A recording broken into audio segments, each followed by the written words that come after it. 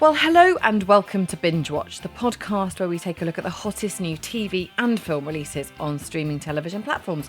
I'm Hannah Fernando, the group editor of Woman and Woman at Home magazine. And I'm Ian McEwan, writer on TV Satellite Week, TV Times, What's on TV and WhatToWatch.com. And today we're looking at the new releases that will be available on Friday the 22nd of August 2025, including a new ITVX documentary about the tragic death of Friends star Matthew Perry, and Suranne Jones playing the British Prime Minister in Netflix thriller Hostage.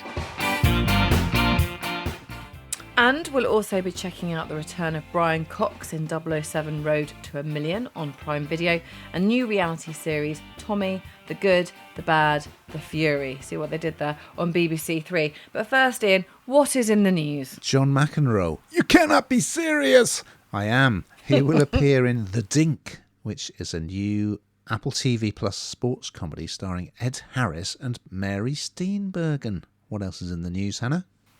Well, Netflix crime drama Department Q, starring Matthew Good as an Edinburgh detective, will return for a second series. Yes, we liked that one, so that is good news. Well, we're going to kick off this week's offerings on Netflix with a new drama series called Hostage. And here's a clip. These people will stop at nothing. But I cannot give in to them. They are targeting me. They have weaponized my family. I will not be threatened. I will not negotiate. Well, this is already being called The New Bodyguard, that series that Keeley Hawes was in. And yes, it's a political thriller, and you've got the fabulous Suranne Jones playing the British Prime Minister, Abigail Dalton. Okay, she's happily married to Alex, who is a doctor working for Médecins Sans Frontières, but he is abducted while he's working overseas. Meanwhile, you've got Julie Delpy, wow, who is a very accomplished actor and director. She's playing the French president, Vivienne Toussaint, who is visiting Downing Street for a meeting, a summit meeting. And the backdrop is very topical. The backdrop is the immigration crisis, really, and how are Britain and France going to deal with that. And anyway, so it's quite an interesting backdrop. I liked a lot about it. So it's created by screenwriter Matt Sharman, who worked on Bridge of Spies. I like the fact that it's two female leads. I like the fact that this is a Prime Minister who is very relatable, you know, very human. And yeah, it's just good to see two women sort of power broking in politics. So it's quite an interesting setup because, yes, the kidnappers, it happens in episode 1, so it's not a big spoiler. Their demand is that Abigail should resign. Her line is very much, you know, we do not give in to terrorists, and she's relying on the French to sort of mobilise some kind of SWAT team, and it's in a sort of French-speaking, I think, former colony, and go and rescue these doctors.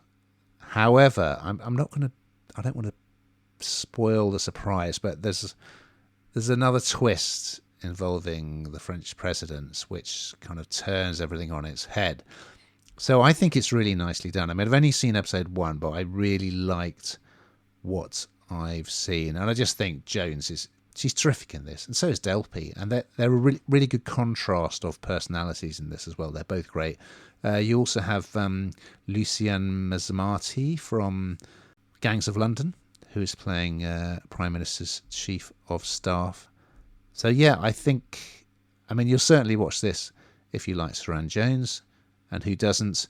And if you enjoyed series like The Bodyguard, I think this is recommended. Don't be put off by the kind of political backdrop, because it's just, besides all that and the topicality, it's just a great thriller, really well acted with some interesting characters. What did you think, Hannah? Huge fan of Suranne Jones. She sort of, whatever she turns her hand to, it works, doesn't it, for her? And a lot of the stuff that we've seen in recent times with prime ministers, we've seen actors who try and be like prime ministers that we've had. You know, they're portraying prime ministers we have had. Think of Gillian Anderson, Margaret Thatcher.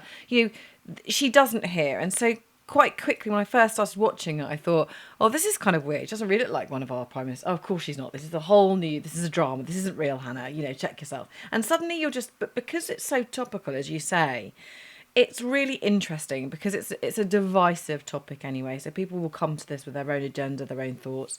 And it kind of makes you question a lot of that, whilst the backdrop of having, as you say, it's a thriller and the storyline that goes on through this. And I love having this very powerful kind of female-driven cast, and they're really, really strong. There's no chinks in the armour here at all.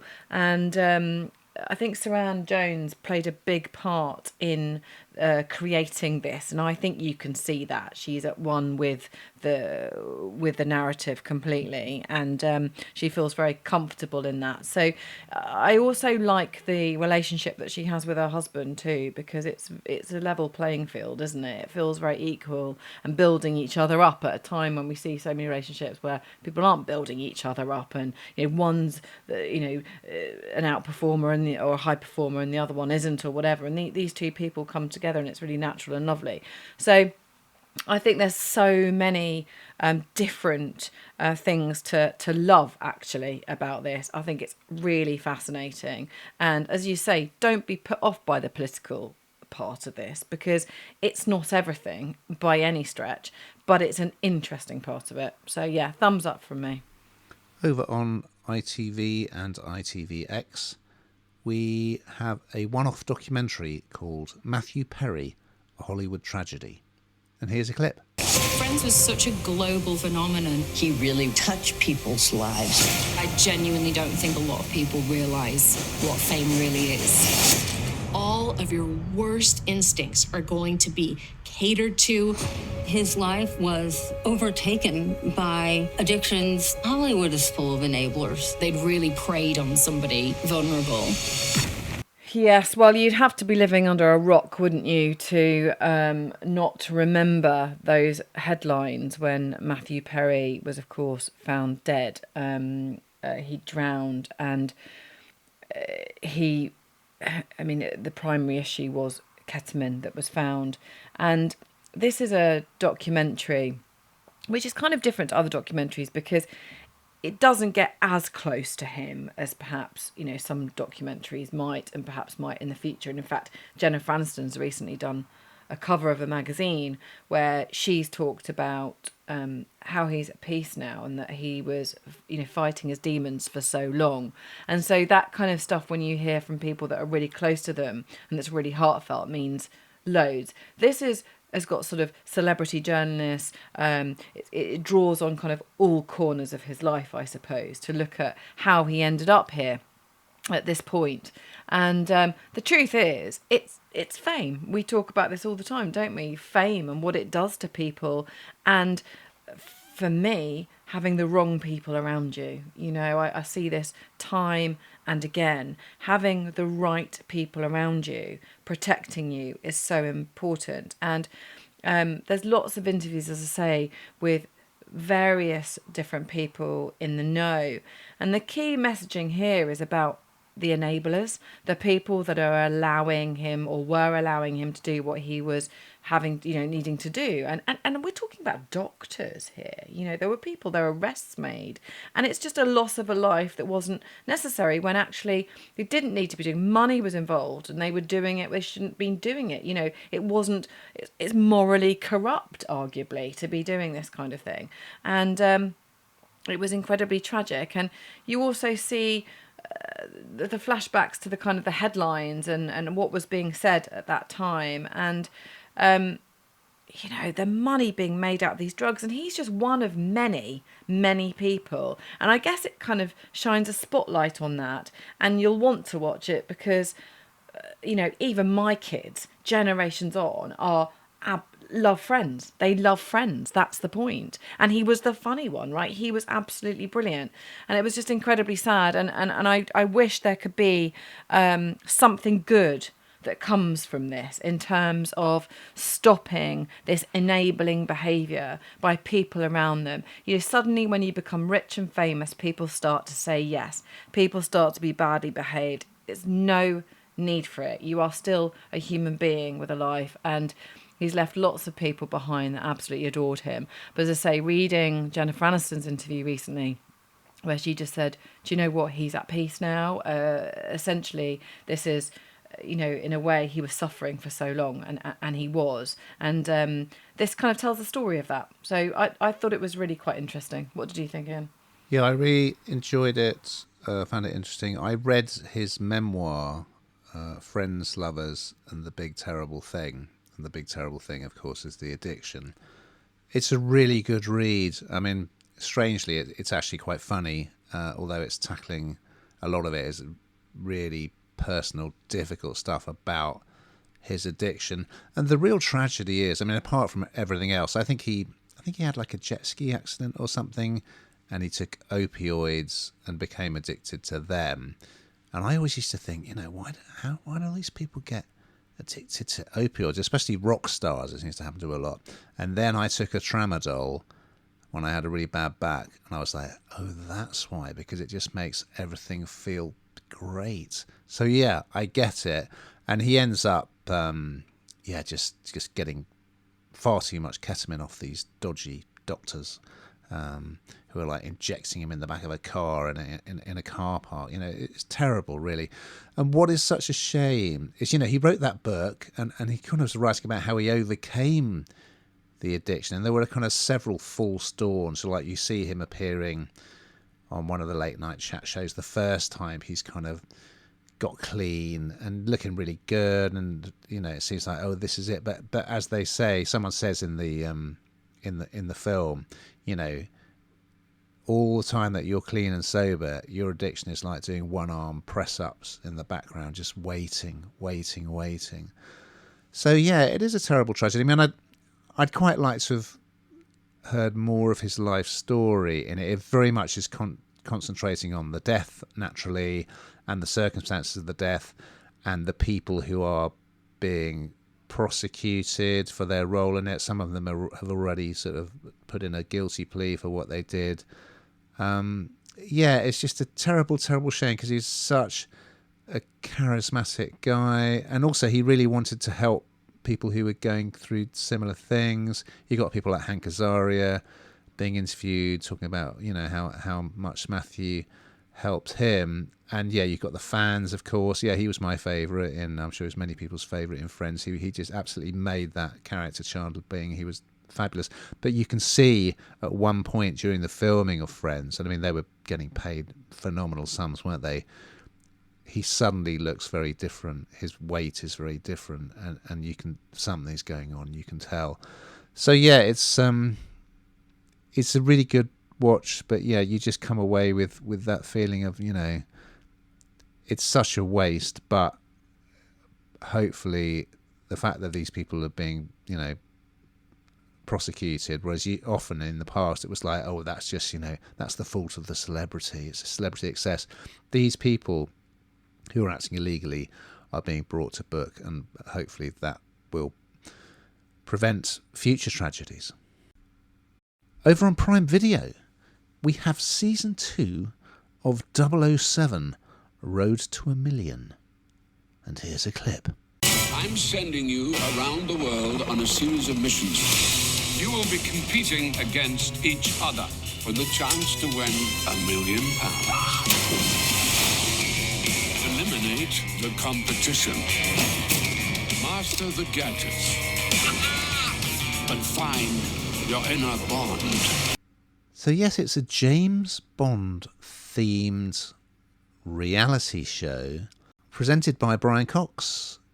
Not Brian Cox, the physicist. Brian Cox, the Succession actor, who is playing sort of a Bond villain type in this, I guess. I don't know, is he a Bond villain or is he supposed to be M? I don't know. Anyway, I think I think it's good. The first series got very mixed reviews. I think we might have covered it. And I seem to remember that the first episode is supposed to be like the sort of challenges and skills that James Bond would need to have and overcome. I seem to remember the first episode of season 1, they just had to go and retrieve a suitcase out of some bracken in Scotland. And I thought, I don't think James Bond would struggle with that. Anyway, I didn't watch any more of it. But I've watched episode 1 of the second season, and I gotta say, it's good. It's exciting. It looks exotic. They're going to some amazing locations. The things they get them to do, like bungee jumping off a massive dam. They have to like pick up scorpions. It's some quite good stuff. And I mean, everyone's looking for, what's the next race across the world. And Destination X thought it was going to be. I didn't particularly rate that. But that's very much what this is. You've got these pairs of contestants. They could be friends. They could be siblings. Could be like partners, father and daughter, whatever. But they don't really go along. I hate it when they have to kind of almost force the backstory of like, this is an important journey in my personal development because X, Y, Z. It's just quite good fun. And, some are better at the challenges than others. Let's put it that way. But I really enjoyed episode 1. And yeah, it's just fun, easy viewing, some interesting challenges. They're driving Aston Martins. They're in Thailand for the first challenge where they have to kind of make it out to a boat where these scorpions are in a tank. They're going to retrieve something out of the tank. There's a lot of bickering and there's a lot of confusion. But yeah, it's good stuff. I would say I prefer this to Destination X. There, I've said it. What did you think, Hannah? Well, this in some ways kind of reminded me of I'm a Celebrity, Get Me Out of Here, with the kind of trials that they're doing. I mean, of course, we can't fail to mention the £1 million cash prize here, which is $1 million, which is rather a large amount. As you say, I mean, the backdrop of I'm a Celebrity is pretty lovely in the jungle, but it sort of had, for me, it had perhaps a classier vibe to it. Maybe, I don't know, because it's Bond and I suppose cleverly appealing to a different viewer, perhaps, or them and some others, which I think is quite interesting because, as you say, that sort of, I mean, the Bond genre is just, it's a phenomenon, isn't it? And people will flock because it's, because that's kind of the part of it, and that will interest people. It is good. It's dramatic. It's not for the faint-hearted at times. I'd say it's pretty scary at times. I certainly wouldn't be bungee jumping like them. But it's each couple has got to overcome their fears and do this to stay in the show, really. Which is exactly, it's a reality show, isn't it? On steroids, really. It's absolutely. It's on fire. It's a bit different, and I always think with reality shows, I just don't know what else they can do, but they can do this, and I think people will like it. Agreed. And Brian Cox is hamming it up a treat. Let's get him into a Bond film. Well, we're going to finish on BBC Three and BBC iPlayer with a rather different reality show called Tommy, the Good, the Bad, the Fury. And here's a clip. I went through the worst year of my life because I couldn't box. In this big house that I bought, I found myself just sat alone. I just want to show that I'm being mollied. I'm back. He owes it to everybody around him. I need to get back to me. That's the big thing about being a Fury. Fight until our last breath. Yes, so I must admit I'm not completely. I'm not one of the top fans of Tommy Fury and his partner Molly May, although of course there's been plenty of reality shows and plenty of column inches on the two of them. They met on Love Island, for anybody that doesn't know. So this is a documentary about him after what he calls his worst year ever, and it is quite interesting because even though, we don't particularly write about their love life, which does make no bones about it, is a big part of this, actually. It is a running theme throughout it, although it centres around him. And I do remember when that statement was put out by her that they were splitting up, and they do look at that, and people will find that interesting, because I think everybody was accusing him of doing things that he shouldn't have been doing, and he talks in this about the fact that it was nothing to do with any of that. It was alcohol. So we see how somebody essentially falls off the rails. This is somebody who wanted to be a boxer from a very young age. Obviously Tyson Fury's in his family. You know, what a person to look up to. It's certainly somebody who could get him into the ring, and he did. And his dad taught him. His dad is a big part of this. And but Love Island was what really changed his life. Suddenly he met a woman, and they became a phenomenon, the two of them. They made an absolute fortune, and you can see the money that they've got. You can see the house they're living in. They went on to have a baby girl called Bambi, and you see that too.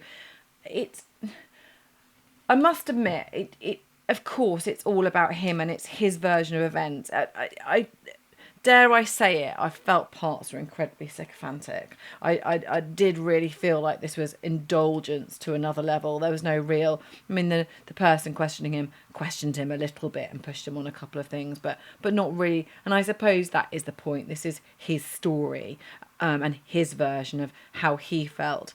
And you follow him through the journey. He had a hand injury, see how that affected him, and not being able to train, doing all the things that he was able to do previously. And again, you know, we spoke earlier in the pod about fame and what it can do to you and how it can change you.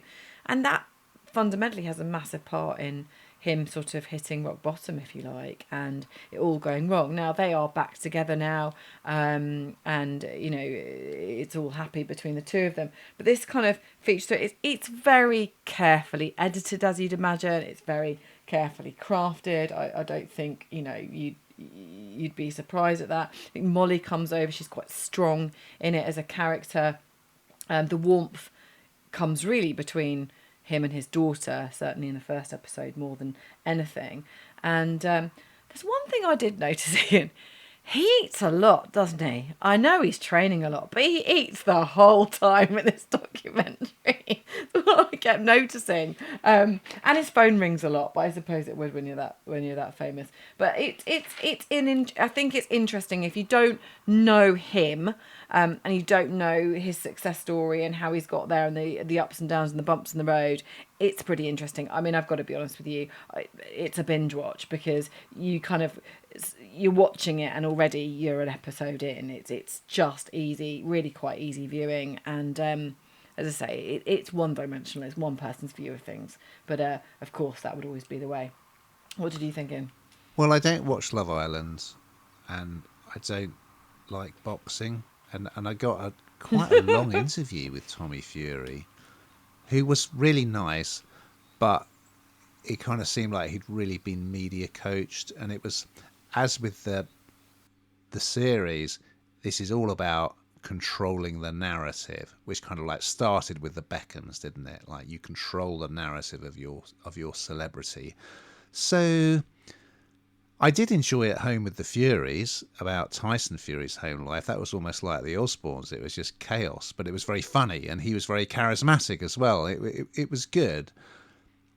I don't know how much. Well, obviously there's a lot of interest, you know, in a certain generation in Tommy and Molly May, but personally, I don't really get it. But that's my problem. What I do like about it is, yeah, he's kind of owning, to an extent, his problems with drink, and we see him, you know, he's lovely as a dad to little Bambi. He's an absolutely doting dad. There's a bit of kind of behind the scenes stuff with the boxing, so you see him training with his father, who, you know, is, as people will know, a pretty strong personality. And his father actually advised Molly May just to walk away from the relationship when his son started drinking, you know. So we see them training. We see a sort of press conference for a comeback fight with the usual rubbish kind of handbags at dawn, all this kind of posing and preening and, slagging each other off. I found that all quite boring. But, yeah, I think he comes across well, though it's very much, his version of the whole story. But just for me, I'm not really that interested, I guess, because I don't live in that world, in that kind of social media world. That's not something that kind of I follow. So, but I'm sure Fury fans will get a lot out of it. Now, we finally got to that time, Hannah, where we find out what the heck you've been binge watching. Well, do you know what? What? I've been watching similar to you, I think, MasterChef, because it's quite the series, isn't it, this year? It's quite the series.